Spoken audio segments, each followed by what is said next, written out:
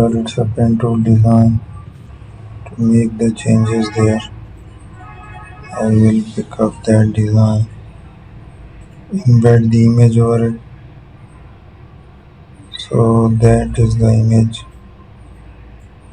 Let's stretch to make a fix over it. We have generated a clipping mask there. That's the paint as well. We will add it.